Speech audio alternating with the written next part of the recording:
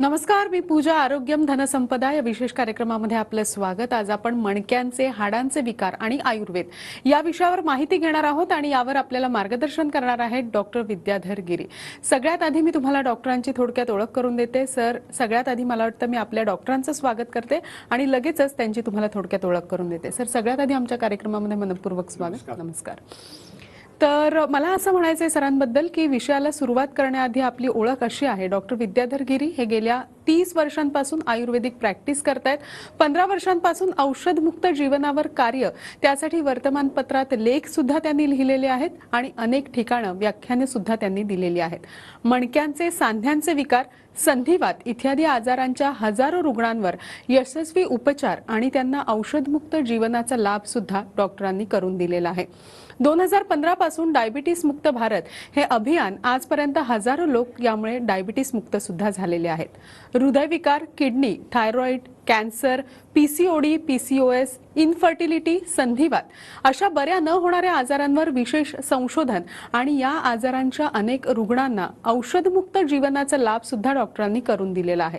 त्यांचं महाराष्ट्रातील पहिलं 100 बेडचं आयुर्वेदिक आणि मॉडर्न उपचार असलेलं इंटिग्रेटेड हॉस्पिटल सुद्धा आहे, जिथे डायलिसिस, आयसीयू, ऑपरेशन थिएटर अशा सर्व सुविधा असून या ठिकाणी सर्व प्रकारांच्या आजारांसाठी आधुनिक आयुर्वेदिक उपचार सुद्धा केले जातात. यासाठी मेडिक्लेमचा फायदा सुद्धा मिळतो आणि औषधमुक्त जीवन कसं साध्य करावं यासाठी डॉक्टर विद्याधर गिरी या त्यांच्या YouTube चॅनलवर सुद्धा डायबिटीस आणि औषधमुक्त जीवन, हृदयविकार आणि आयुर्वेद, संधिवात, पीसीओडी, पीसीओएस, वंध्यत्व आणि आयुर्वेद, मणक्यांचे आजार, आयुर्वेद इत्यादी अनेक विषयांचे माहितीपर व्हिडिओ आणि लाईव्ह वेबिनार सुद्धा आहेत. आयुर्वेदातील ॲडव्हान्स उपचाराबद्दल जाणून घेण्यासाठी डॉक्टर विद्याधर गिरी या YouTube चॅनलला तुम्ही सुद्धा नक्की सबस्क्राईब करा. लगेचच आपल्या चर्चेला सुरुवात करूया. सर, आज आपला विषय आहे मणक्यांचे, हाडांचे विकार आणि आयुर्वेद. तर मला सगळ्यात पहिला प्रश्न तुम्हाला असा विचारायचा आहे की पाठदुखी, गुडघेदुखी अशा ज्या समस्या आहेत त्या खरं तर आपण पाहायला गेलं तर म्हातारपणामध्ये तयार होतात. मात्र सध्या तसं राहिलेलं नाहीये. अगदी कुणालाही आपल्याला हे त्रास होताना जाणवून येत आहेत. तर काय सांगू शकता? मला वाटतं औषधमुक्त जीवन हे खरं तर आपलं महत्त्वाचं कार्य आहे. याबद्दल प्रेक्षकांना काय माहिती द्या. कसं आहे की पूर्वी 3 सीझन होते, उन्हाळा, हिवाळा, पावसाळा. पण आता तसं काही राहिलेलं नाही. कधी पाऊस पडतो, कधी ऊन पडतं, थंडी कधी पडते, कधी नाही पडत. तसंच आता असं झालेलं आहे ना की आता म्हणजे पहिल्यांदा कसं असायचं की बालपण, मग त्याच्यानंतर थोडंसं प्रौढ म्हणजे युवा, नंतर प्रौढ, त्याच्यानंतर म्हातारपण, असे जे काही टप्पे होते ते राहिलेलेच नाही आहेत. म्हणजे आमच्या वेळेला जर का बघितलं तर 5-5 वर्षापर्यंत आम्ही म्हणजे खेळत असायचो. शाळेचा काही गंध नसायचा आणि त्यावेळेला खेळायला जाताना पायात चप्पल असायला पाहिजे किंवा बूट असायला पाहिजे असं काही नव्हतं. मातीत खेळायचो आम्ही. पण आताचे जर का मुलं बघितली तर 1.5-2 वर्षामध्ये शाळेत जायला सुरुवात करतात आणि त्याच्यानंतर तुम्ही 4-5 वर्षाच्या मुलांशी जर का बोलला तर त्यांचं बोलणं एवढं प्रौढ असतं. कारण कसं, त्या शाळेमध्ये मग कॉम्पिटिशन आली, त्यानंतर मार्क मिळवणं आलं आणि ह्या सगळ्या गोष्टी एवढं टेन्शन्स त्यांना दिलेली असतात की एक प्रौढपणा येतो आणि जशी मनाची अवस्था असते त्याचाच परिणाम शरीरावर सुद्धा होतो. म्हणजे मन प्रौढ होत जातं तर शरीर पण काय होत जातं, प्रौढ होत जातं. त्यामुळे म्हणजे काही मनाची लवचिकता असायला पाहिजे ती राहत नाही, तशी शरीराची लवचिकता असायला पाहिजे. मसल्समध्ये एक लवचिकता असायला पाहिजे ती राहत नाही. ते मसल्स काय होतात, हळूहळू रिजिड होत जायला सुरुवात होते. म्हणजे ते लवकरच काय मुलं होतात, प्रौढ होतात आणि नंतर लगेच म्हातारे होतात. आणि त्याच्यामुळे मग या म्हातारपणाच्या ज्या काही समस्या आहेत त्या तरुणपणातच यायला लागल्यात. म्हणजे आम्ही इंजिनिअरिंगच्या मुलांच्या 600 मुलांचं आम्ही काय केलं होतं, म्हणजे मेडिकल केली होती. त्याच्यामध्ये जवळजवळ 54% मुलांमध्ये व्हिटॅमिन डी ची डेफिशियन्सी आणि जवळजवळ 29% मुलांमध्ये B12 ची डेफिशियन्सी. म्हणजे जर का ह्या वयामध्ये तुम्हाला जर का व्हिटॅमिन डी आणि B12 ची डेफिशियन्सी होत असेल तर मग आपण कुठल्या दिशेने चाललो हा सगळ्यात महत्त्वाचा पार्ट येतो.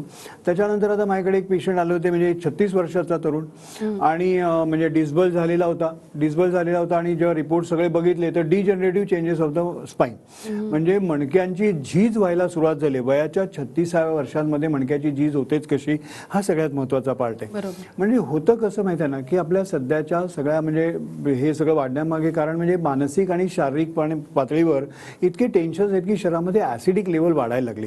म्हणजे होतं कसं की आपण केमिकलचं अन्न खात राहतो, सगळं वेगवेगळ्या प्रकारचे केमिकल्स आहेत, रिफाईन्ड गोष्टी आहेत, बरोबर ना. ह्यामुळे होतं कसं की ह्या सगळ्या गोष्टी शरीर ऍक्सेप्टच करायला तयार नाही. त्यामुळे शरीर ते जाळून टाकायला प्रयत्न करतो. म्हणजे तुम्ही काही खा, शरीर तेवढंच ऍक्सेप्ट करणार आहे जे शरीराला योग्य वाटतं. आणि मग त्यामुळे होतं कसं की शरीरामध्ये प्रचंड टॉक्सिक लेवल वाढायला लागते, ऍसिडिटी वाढायला लागते. त्याचप्रमाणे मानसिक टेन्शन ही सुद्धा ऍसिडिटी वाढवण्याचे एक कारण आहे. आणि शरीरामध्ये प्रमाणापेक्षा जास्ती ऍसिडिटी जर का वाढायला लागली तर शरीर काम नाही करू शकणार, जसं आपण गरमीत काम नाही करू शकत. आणि मग होतं कसं की ही ऍसिडिटी मेंटेन करण्यासाठी हाडातलं कॅल्शियम काय होतं, खेचलं जायला लागतं. इव्हन म्हणजे जसं म्हणतो ना की हाडांना जशी कॅल्शियमची गरज असते तशी मसल्सलाही असते. आणि त्यातून म्हणजे पहिल्यांदा मणक्यांच्या समस्याला मसल रिजिडिटी कारणीभूत असते.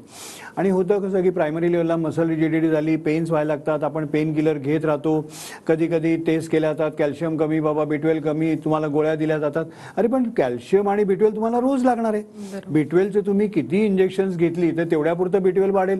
आणि नंतर तुम्ही 15 दिवसांनी चेक केलं तर बेरे माझ्या मागल्या, कारण कसं आहे की vitamin B12 is water soluble.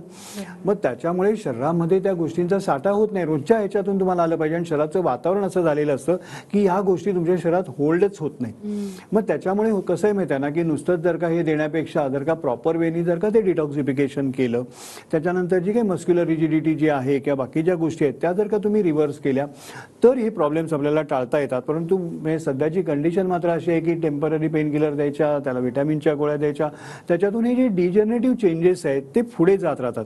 म्हणजे आम्ही बघतो की एकदा डिसबल झाला, परत म्हणजे ऑपरेटिव्ह केलं, परत काही काळाने डिसबल झाला, त्याच्यातून म्हणजे एकदम वर्स कंडिशनमध्ये गेला. म्हणजे आपण कुठल्या दिशेने जातोय. त्यामुळे कसं आहे माहिती आहे ना की एक प्रॉपर वेनी जर का शरीराचं वातावरण बॅलन्स केलं, इव्हन डिसबल सारखे आजार सुद्धा जे असतात ते तुम्हाला विना ऑपरेशन हल्ली बरे करता येतात. आमच्याकडे आम्ही करतो त्या पद्धतीने.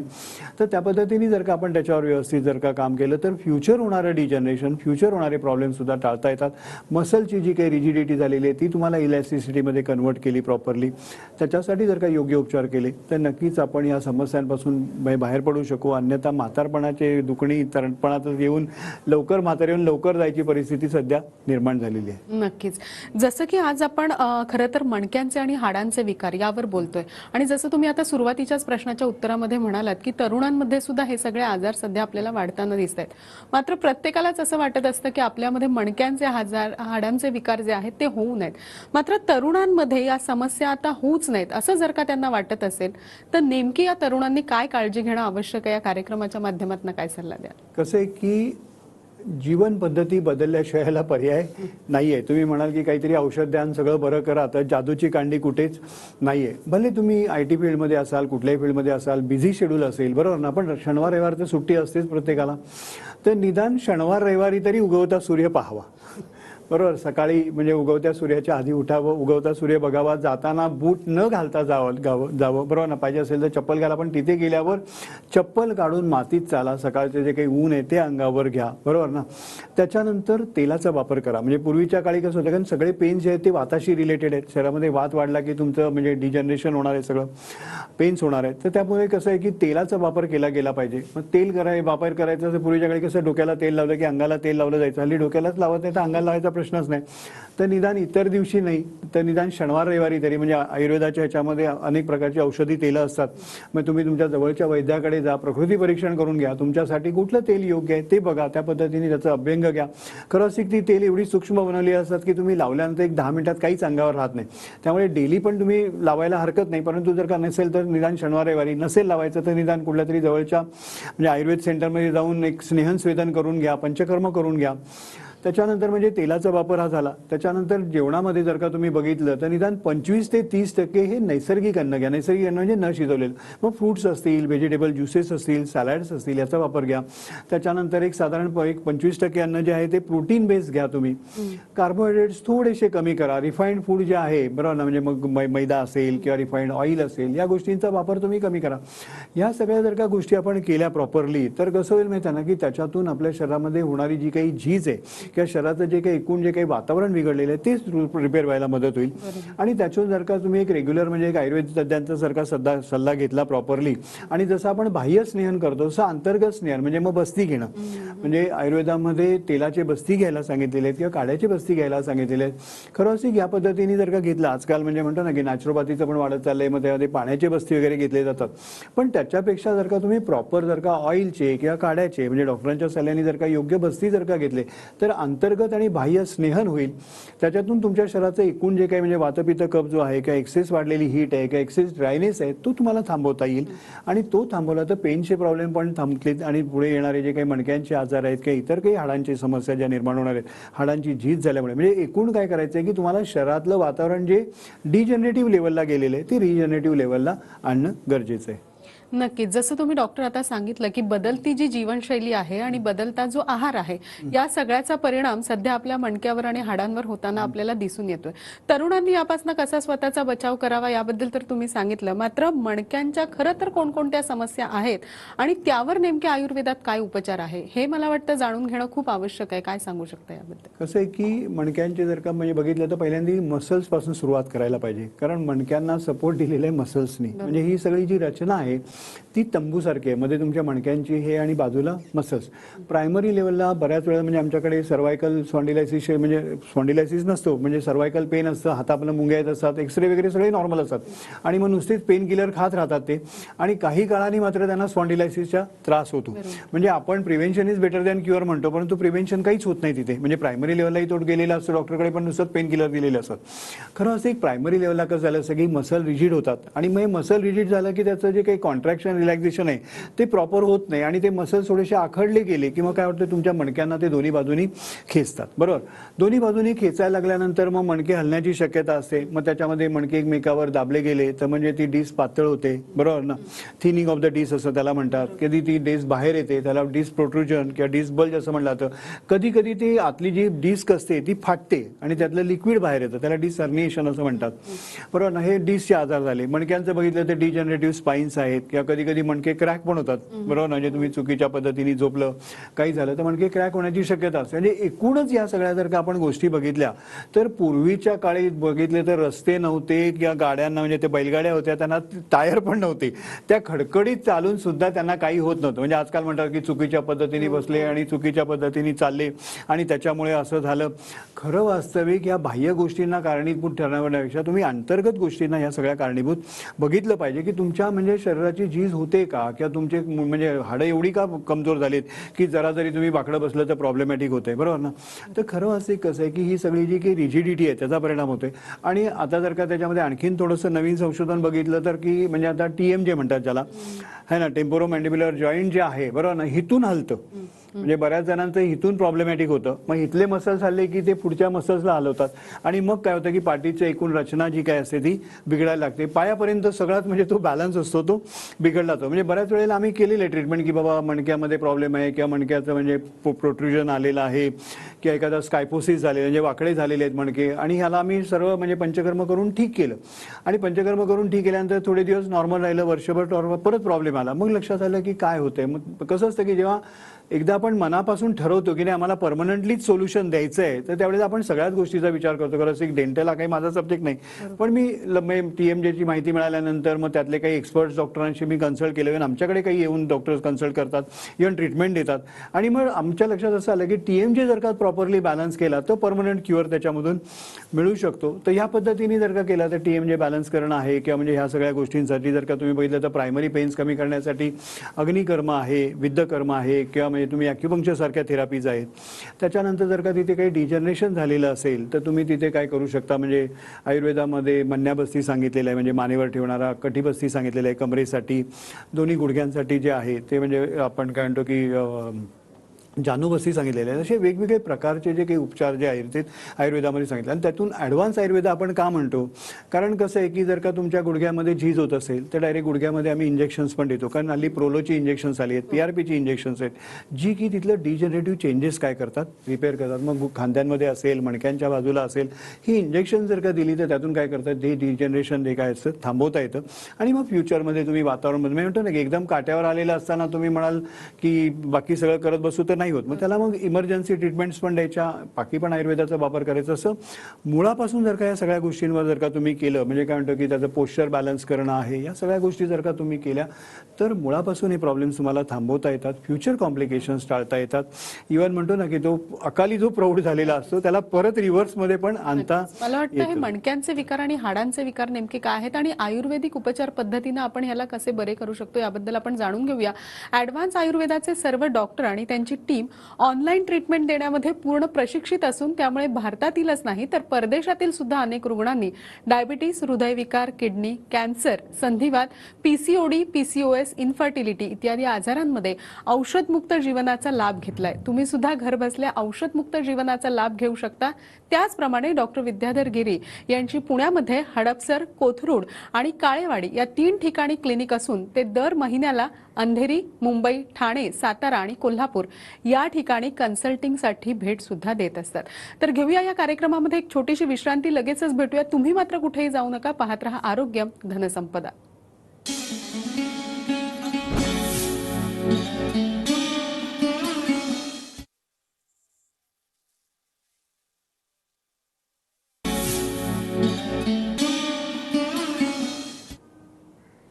आरोग्यम धनसंपदा या विशेष कार्यक्रमामध्ये आपल्या सगळ्यांचं पुन्हा एकदा स्वागत. आज आपण मणक्यांचे, हाडांचे विकार आणि आयुर्वेद या विषयावर चर्चा करतोय आणि आपल्याबरोबर आहेत डॉक्टर विद्याधर गिरी. त्यांच्याशी आपण पुन्हा एकदा चर्चा करणार आहोत, त्यांच्याशी बोलणार आहोत. मात्र त्याआधी डॉक्टर विद्याधर गिरी यांच्या उपचारांनी बऱ्या झालेल्या काही रुग्णांच्या प्रतिक्रिया आपल्याकडे आलेल्या आहेत. नेमकं त्यांचं काय म्हणणं आहे आपण पाहूयात.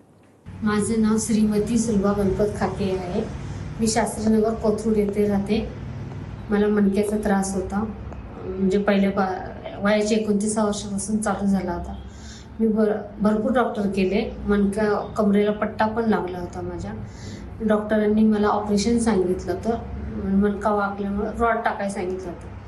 त्यापासून मी दवाखान्यात जायचं सोडून दिलं आणि कुठलीच औषधं गोळ्या काहीच खात नव्हते. रेडिओ ऐकायची सवय असल्यामुळं डॉक्टर गिरींचा कार्यक्रम ऐकला मी रेडिओला.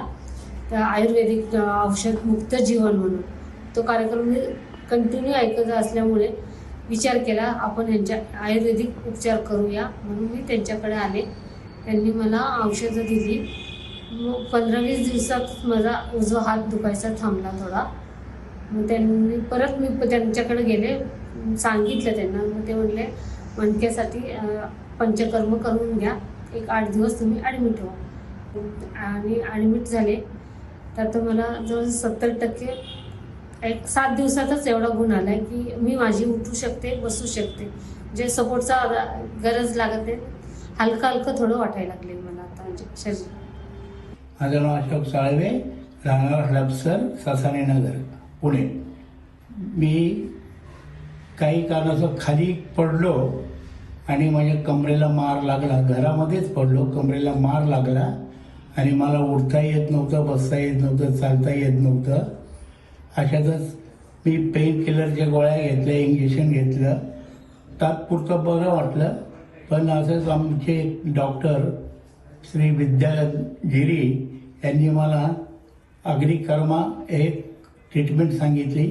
मी ते 3 दिवस ते ट्रीटमेंट केली आणि मी चक्क चालता फिरता यायला लागलं आणि झोपेतून उठता पण यायला लागलं आणि मला ते बरं वाटलं. मी गुजराती बाळकृष्ण पितांबरदास, राहणार पुणे, कुमार पिकासो, हडपसर, 28. मला गुडघ्याचा अतिशय त्रास होता. मला चालायलाही मुश्किल होत होतं. मी आधी बऱ्याच डॉक्टरांकडनं पेन किलर वगैरे घेतल्या, परंतु काहीच उपयोग झाला नाही. मला पाहिजे तसं तर काहीच उपयोग झाला नाही. मला जिनाही चढता येत नव्हतं. मग मला डॉक्टर गिरींचं माहिती पडलं. मी त्यांच्या दवाखान्यात आलो, त्यांची ट्रीटमेंट घेतली. मी तिथं पंचकर्म केलं. पंचकर्माने मला खूपच आराम मिळाला. माझा पोटाचाही त्रास गेला व मला गुडघ्याचा इतका आराम पडला की मी अगदी सहजगत्या पूर्ववत 4-4, 5-5 किलोमीटर अगदी डेली चालायला लागलो, सकाळ सायंकाळ, आणि जिनाही चढायला लागलो.